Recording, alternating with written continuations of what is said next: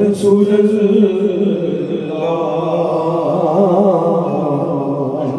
وسلم علیک یا حبیب اللہ۔ صدائیں درودوں کی آتی رہیں گی جنہیں سن کے دل شاد۔ میں سر جھکائے بیٹھا تھا اور قرآن پاک کی ایک آیت میرے ذہن میں آئی، اللہ بذکر اللہ تطمئن القلوب، اللہ کے ذکر سے دلوں کو سکون ملتا ہے۔ تو میں سوچتا رہا کہ سکون کہاں ملتا ہے، ذکر تو بے شمار جگہ پہ ہو رہا ہے، تو سمجھ آئی جہاں اس کے برگزیدہ بندے ہوں وہیں پہ سکون ملتا ہے۔ دوسری بات یہ کہ میری بڑی اللہ رب العزت ارشاد فرما رہا ہے، محبوب جی، محمد جی، وہ وقت یاد کرو جب کچھ ولیوں نے اصحاب کہف نے مجھے کہا تھا کہ ہمیں اپنی طرف سے من لدنک رحمتوں وہیئ لنا من امرنا رشدا، رحمت عطا کرو اور وہ رحمت ہماری مشکل کشائی کرے۔ وہ رحمت کیا کرے؟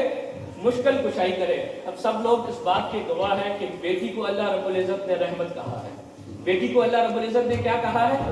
رحمت کہا ہے۔ کیا کہا ہے؟ رحمت کہا ہے۔ اور محمد نے جسے بیٹی دی ہے اسے کیا کہتے ہیں؟ محمد نے جسے بیٹی دی ہے اسے کیا کہتے ہیں؟ علی شیر خدا نہیں کہتے۔ اگر موسیٰ کے امت کے ولی مشکل کشائی کر سکتے ہیں تو پھر محمد کے علی کی کیا بات ہے؟ اگر موسیٰ کی امت کے ولی، یہ قرآن ہے، من لدنک رحمتا ہیئ لنا من امرنا رشدا، یہ قرآن ہے، 15 سپارہ ہے، سورۃ کہف ہے، پہلا رکوع ہے، کہیں بھی جا کے دیکھ لینا۔ یہ قرآن کہہ رہا ہے کہ اصحاب کہف نے کہا تھا مولا ہمیں رحمت عطا کر، مولا ہمیں رحمت عطا کر۔ 57ویں سپارے میں رب العالمین ارشاد فرما رہا ہے وما ارسلناک الا رحمتا للعالمین، محبوب اس امت کے لیے نہیں، محبوب آج کے لیے نہیں، محبوب کل کے لیے نہیں، محبوب جب سے دنیا بنائی ہے تب سے لے کے محبوب قیامت تک عالمین کے لیے اگر کوئی رحمت ہے تو محمد کی ذات ہے۔ اگر کوئی رحمت ہے تو محمد کی ذات ہے۔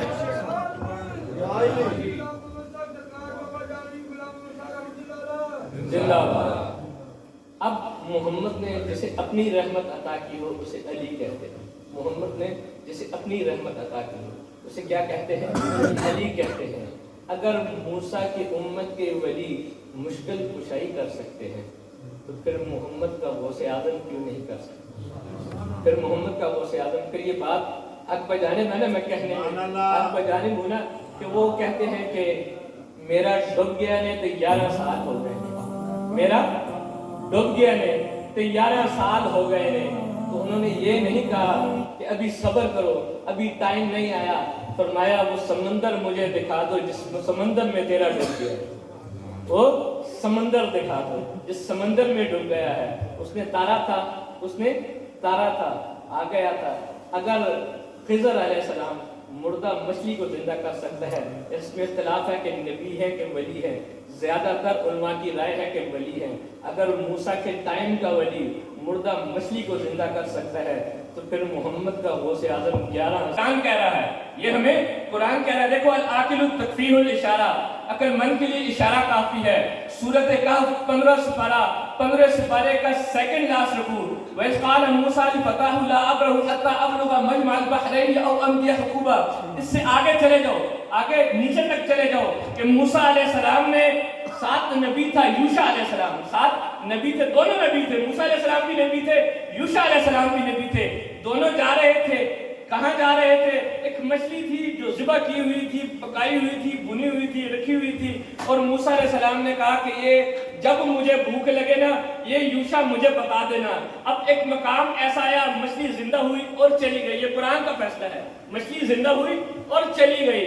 موسیٰ علیہ السلام آگے جا کے کہنے لگے بھوک لگی ہے، وہ مچھلی لے کے آؤ جو کھانے کے لیے لے کے آئے تھے۔ انہوں نے کہا وہ مچھلی اس وقت چلی گئی تھی جب آپ سو رہے تھے، مجھے بتانا یاد نہیں رہا تھا، مجھے بتانا یاد نہیں رہا تھا۔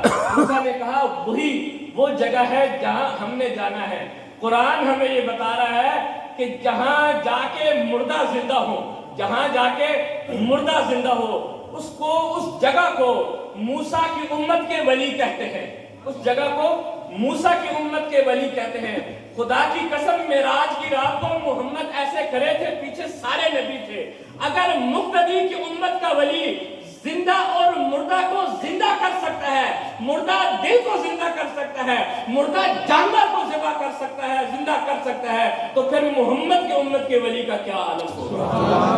پھر محمد کی امت کے دیکھو، ہم لوگ کہتے ہیں علی شیر خدا مشکل کشا، علی شیر خدا مشکل کشا۔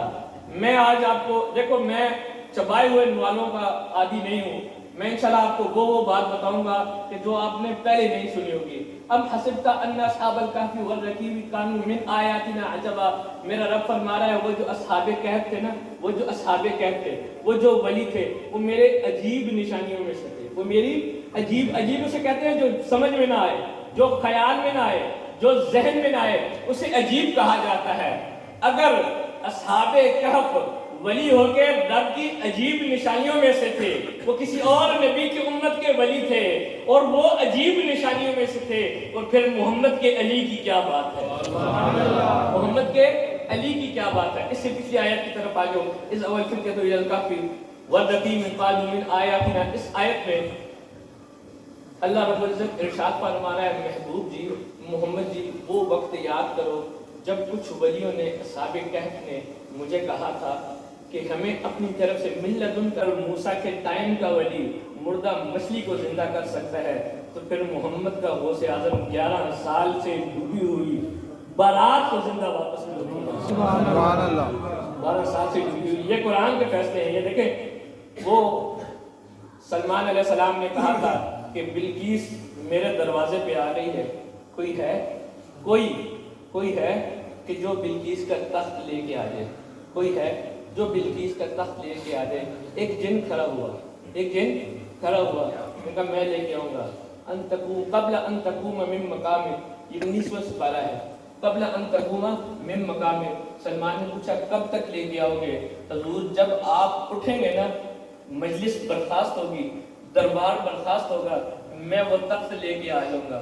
فرمایا نہیں، ابھی تو دروازے پہ آئی ہے، دستک دے گی، دروازہ کھلے گا، وہ آ جائے گی، تو پھر میں کیا کروں گا؟ تم کہہ رہے ہو کہ جب قبل ان تقوم من مقامک، جب دربار برخاست ہوگا تب زلیخا اس کا بلقیس کا تخت آئے گا، تب آئے گا نا، مجھے ابھی چاہیے۔ ایک اللہ کا ولی اٹھا، عندہ علم من الکتاب، عندہ علم من الکتاب، قرآن کہتا ہے جس کے پاس زبور کا تھوڑا سا علم تھا، جس کے پاس زبور کا تھوڑا سا علم تھا، وہ اٹھا اور کہنے لگا قبل ان یرتد الیک طرفک، اے نبی اللہ، اگر آپ نظر کریں گے تخت ابھی حاضر ہو جائے گا، اگر آپ نظر کریں گے تخت ابھی حاضر ہو جائے گا۔ جس کے پاس زبور کا تھوڑا سا علم ہو وہ تخت لا سکتا ہے۔ تخت اس نے دیکھا نہیں تھا، جگہ اس نے دیکھی نہیں تھی، مقام اس نے دیکھا نہیں تھا، لیکن وہ کہہ رہا تھا آپ نظر کریں تخت آ جائے گا۔ اگر سلمان کی امت کا ولی بغیر دیکھے تخت لا سکتا ہے تو پھر محمد کے علی کی کیا بات ہے؟ اس کے پاس تھوڑا سا علم تھا۔ کس کا علم تھا؟ زبور کا علم تھا۔ داؤد علیہ السلام پہ زبور نازل ہوئی تھی، کس کا علم تھا؟ زبور کا علم تھا۔ اور جس کے بارے میں محمد کہہ رہا ہو انا مدینۃ العلم والی، انا مدینۃ العلم والی، جس کے پاس سارے کا سارا قرآن علم کی صورت میں موجود ہو، اس علی کی کیا باتیں ہیں؟ وآخر دعوانا الحمدللہ رب العالمین والصلاۃ والسلام علی سید الانبیاء والمرسلین۔ ٹائم کے دامن میں گنجائش تھوڑی ہے، اس کی تنقید کی طرف زیادہ سیدھا قرآن کریم فرقان حمید کی طرف آتا ہوں۔ انشاءاللہ جتنی بھی گفتگو ہمارے درمیان رہے گی قرآن سے باہر نہیں ہوگی، کیونکہ میں سمجھتا ہوں کہ 114 صورتوں کے ہوتے ہوئے، 30 سپاروں کے ہوتے ہوئے، 6666 آیتوں کے ہوتے ہوئے، 7 منزلوں کے ہوتے ہوئے اور 14 سجدوں کے ہوتے ہوئے ہمیں کسی کتاب کی ضرورت نہیں تقریر کرنے کے لیے، اصلاح کے لیے کسی کتاب کی ضرورت نہیں پڑتی۔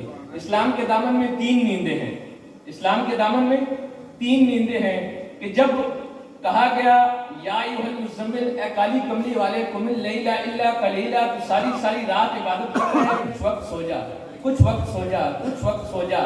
اور وہ غیب دان نبی کبھی نہیں سویا، لیکن تب ہی سویا جب اوپر جانے والا تھا، جب معراج پہ جانے والا تھا تب ہی سویا ہے۔ दूसरी नींद इस्लाम के दामन में सो रहे थे, एक आंसू गिरा। जब आंसू गिरा तो आंख खुली, देखा कि अली शेर खुदा रो रहे हैं। पूछा क्यों रो रहे हो अली?